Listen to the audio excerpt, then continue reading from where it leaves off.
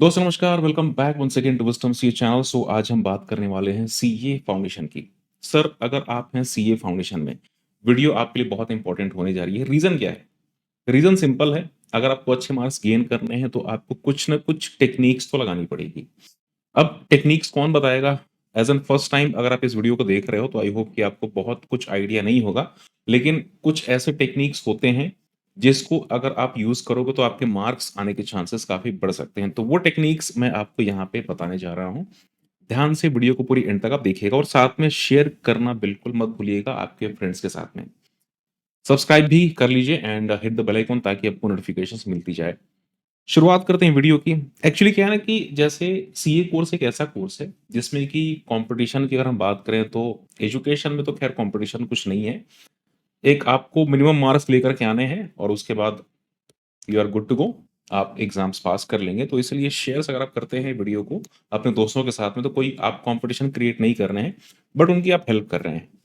बात करते हैं जैसे कि अब कौन-कौन से तरीके हैं, क्या आप कर सकते हैं जिससे कि आपके मार्क्स फाउंडेशन में अच्छे आएँ?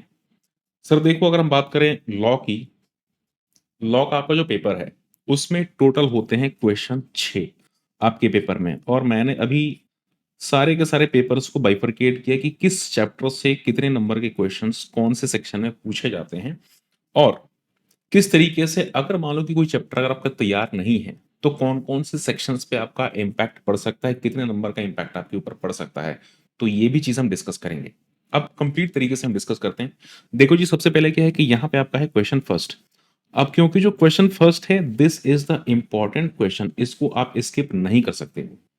तो ये इम्पोर्टेंट क्वेश्चन है, आपको इसके सारे के सारे क्वेश्चंस का रिप्लाई करना होगा। 20 नंबर का क्वेश्चन होता है ये, क्वेश्चन फर्स्ट। इसमें आपको सारे के सारे जो भी सेक्शन क्वेश्चन फर्स्ट का section A, section B, section C जो भी सेक्शंस हैं, सारे के सारे सेक्शंस का आपको रिप्लाई करना होता है। तो जो पहला क्वेश्चन आता है मतलब कि ए, फर्स्ट का ए जो रहेगा, ये रहेगा कॉन्ट्रैक्ट एक्ट से। मार्क्स कितने रहेंगे? तो ये रहेंगे 7, 7 एंड 6 मतलब कि 7 नंबर का क्वेश्चन आपका रहेगा कॉन्ट्रैक्ट से। कंपनीज एक्ट 2013 से रहेगा 7 नंबर का और उसके बाद रहेगा पार्टनरशिप एक्ट से ये रहेगा 6 नंबर का। आप प्रीवियस पेपर्स आप उठा के देख लेना, जो फॉर्मेट है बिल्कुल यही है, बिल्कुल यही है, कोई डिफरेंस नहीं है। तो कॉन्ट्रैक्ट से रहेगा 7 नंबर का, कंपनी से रहेगा 7 नंबर का और रहेगा पार्टनरशिप एक्ट से ये 6 नंबर का रहेगा। तो क्या है, कॉन्ट्रैक्ट से आपके कुछ क्वेश्चंस आ गए, कंपनीज एक्ट से अब ये जो क्वेश्चंस हैं, ये जो क्वेश्चन फर्स्ट है, this is the important question. तो अगर आप इन तीनों चैप्टर में से कोई भी चैप्टर छोड़ के जाते हैं, उस केस में क्या होगा, आपकी जो फाइट है कम हो जाएगी। एग्जाम्पल के लिए, आपने अगर पार्टनरशिप एक्ट छोड़ दिया तो आप आउट ऑफ 100 100 में तो फाइट कर ही नहीं रहे ना। 6 नंबर का आपका तैयार ही नहीं है, आपने उसको छोड़ ही दिया, तो आप कितने फाइट कर रहे हैं? You are fighting out of 94। 100 में से 6 माइनस कर दो, तो आप 94 में फाइट कर रहे हैं। कंपनीज एक्ट अगर आपने तैयार नहीं करा, तो पहले क्वेश्चन को अटेम्प्ट करते ही आप क्या करोगे? आप 93 में फाइट करोगे। तो ये डिफरेंस है। तो सबसे पहले तो कॉन्ट्रैक्ट, कंपनीज एक्ट 2013 और पार्टनरशिप एक्ट, ये तीनों चैप्टर्स तो आपके तैयार होने ही चाहिए। तो ये तीनों चैप्टर अच्छे से आपको तैयार करना है। अच्छे से इन द सेंस पढ़ाई करनी है, कॉन्सेप्ट्स को समझना है, साथ में रिटन प्रैक्टिस बहुत इंपॉर्टेंट है। अगर आप रिटन प्रैक्टिस नहीं करोगे, फिर आपके लिए दिक्कत हो सकती है। देखो, एटलीस्ट जो क्वेश्चंस हैं, उसको अगर आप रिटन प्रैक्टिस करोगे, जो भी क्वेश्चंस जैसे कि प्रीवियस क्वेश्चंस में, प्रीवियस पेपर्स में जो क्वेश्चंस आ रहे हैं, अगर आप उसको रिटन प्रैक्टिस करते हो, तो उसका इम्पैक्ट एग्जाम्स में काफ़ी अच्छा होने वाला है। रिटन प्रैक्टिस से फ़र्क क्या होता है कि अगर आप उसको लिख कर के प्रैक्टिस कर रहे हो, तो उस केस में जो माइंड है ना, एक तो आपको कॉन्फिडेंस लेवल बढ़ेगा और उसके बाद ये पता चलेगा कि मुझे दिक्कत कहाँ हो रही है, मुझे लिखने में कौन से चैप्टर में, कौन से पॉइंट में, किस कॉन्सेप्ट में दिक्कत आ रही है। तो ये लिखने का इम्पैक्ट है।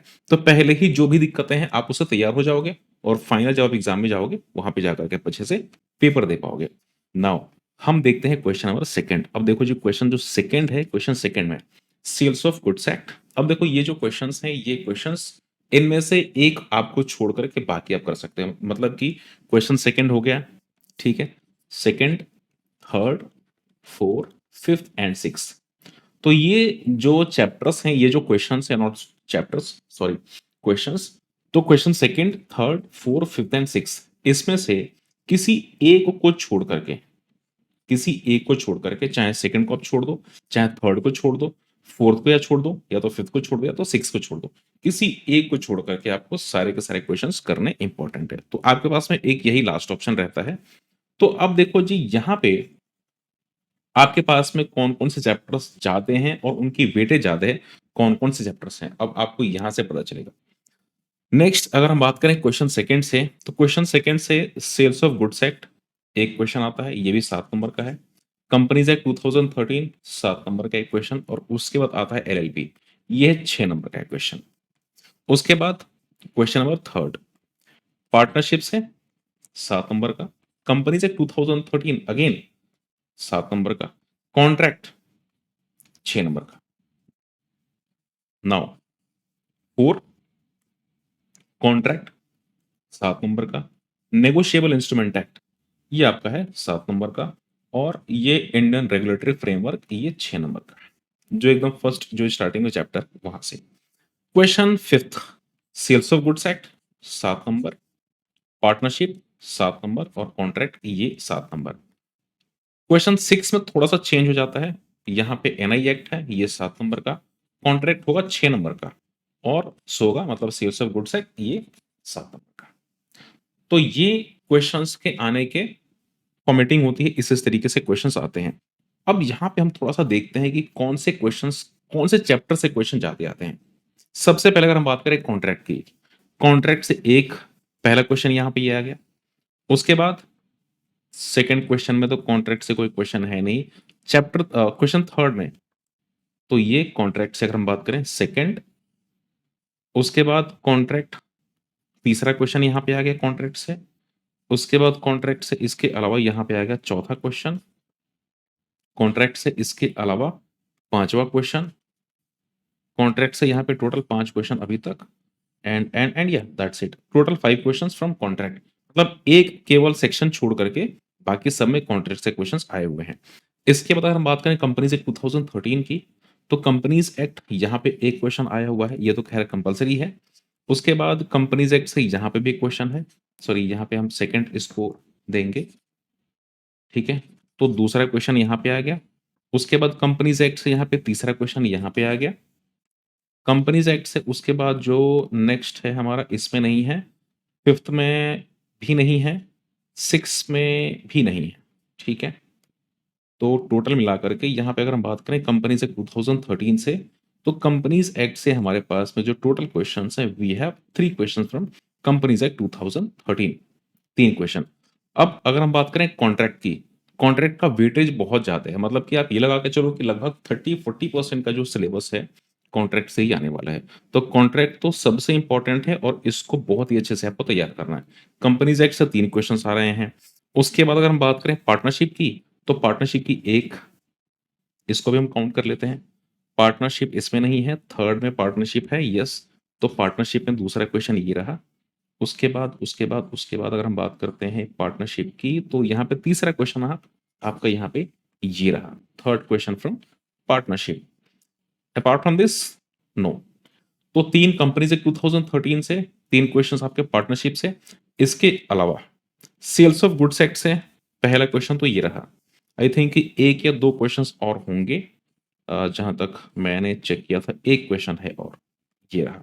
तो 2 क्वेश्चंस आपके सेल्स ऑफ गुड्स एक्ट से।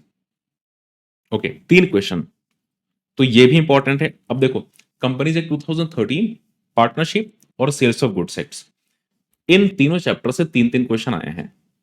सबसे ज्यादा कॉन्ट्रैक्ट से 5 क्वेश्चन। इसके अलावा अब हम बात करते हैं किसी दूसरे चैप्टर की, तो दूसरे चैप्टर में कौन सा नेक्स्ट चैप्टर है, कंपनीज एक्ट हमने कर लिया, एलएलपी देखते हैं। एलएलपी में पहला क्वेश्चन तो यहां से आया हुआ है। उसके बाद देखो जी, एलएलपी से कोई और भी क्वेश्चन है, तो यहाँ पे अब एलएलपी से कोई क्वेश्चन नहीं है, तो एलएलपी से बस एक क्वेश्चन। तो एलएलपी तो आई थिंक कि बस एक ही क्वेश्चन है और वो भी 6 नंबर का है एलएलपी से, ठीक है। नेक्स्ट हम देखते हैं, हमने पार्टनरशिप कर लिया, कंपनीज, कॉन्ट्रैक्ट, आई थिंक कि इंडियन रेगुलेटरी फ्रेमवर्क यहाँ से, ओके। नेगोशिएबल का एक क्वेश्चन है, नेगोशिएबल इसके पहले हमने देखा नहीं था ना, नेगोशिएबल हमने, यस। नेगोशिएबल का यहाँ पे एक क्वेश्चन यहाँ पे आपको मिल जाएगा, क्वेश्चन नंबर 4 में एक क्वेश्चन यहाँ पे है। और उसके बाद नेगोशिएबल का और भी कोई क्वेश्चन है, यस, 2 क्वेश्चन यहाँ पे नेगोशिएबल्स हैं। आपको करना क्या है? देखो जी, सबसे पहले जो कॉन्ट्रैक्ट एक्ट 1872 है, इस पे आपको मेन फोकस करना है। इस पे विशेष ध्यान करिए। एक तो कॉन्ट्रैक्ट लगता भी ईज़ी है और दूसरा आपको ये अंडरस्टैंड भी अच्छी तरीके से हो जाएगा और इससे मार्क्स भी अच्छे खासे आने वाले हैं। उसके बाद आता है कंपनीज़ एक्ट 2013। कंपनीज़ एक्ट भी अभी बिल्कुल बिगिनिंग है और उसके अलावा जब आप सीए इंटर में जाओगे तो सीए इंटर में आपका बेस स्ट्रॉन्ग रहेगा, इसलिए कंपनीज़ एक्ट 2013 ये भी आपका अच्छे से तैयार होना चाहिए। तो 2 चैप्टर्स तो बिल्कुल आपको बहुत ही अच्छे से तैयार करने हैं। उसके अलावा अगर हम बात करें जो थर्ड इम्पोर्टेंट चैप्टर है, partnership and sales of goods act, तो यहाँ पे दोनों से 3-3 क्वेश्चंस हैं।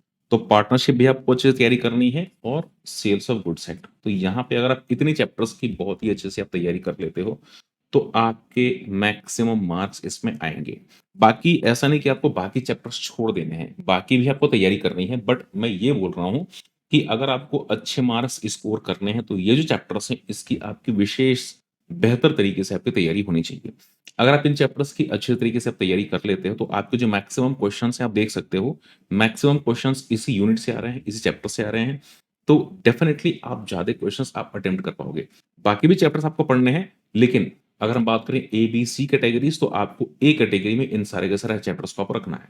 नाउ इसके अलावा अब मैं आपकी क्या-क्या हेल्प और करने वाला हूँ। देखो, इसके अलावा कौन-कौन से ऐसे इम्पोर्टेंट टॉपिक्स हैं, कौन-कौन से ऐसे और भी इम्पोर्टेंट एरियाज़ हैं, जहाँ से कि जिस तरीके के क्वेश्चंस बन सकते हैं, वो भी मैं कुछ आपको टिप्स प्रोवाइड करने वाला हूँ, जिससे कि आपकी मैक्सिमम हेल्प हो पाए और आपके सीए फाउंडेशन में और भी अच्छे नंबर आ पाएँ। ठीक है, तो फिलहाल मेरी वीडियो बस यहीं तक की है। वीडियो शेयर करना दोस्तों के साथ में मत भूलिएगा एंड मेक श्योर आप सब्सक्राइब करिए। मिलते हैं फिर किसी अगली वीडियो में, तब तक के लिए टेक केयर, बाय।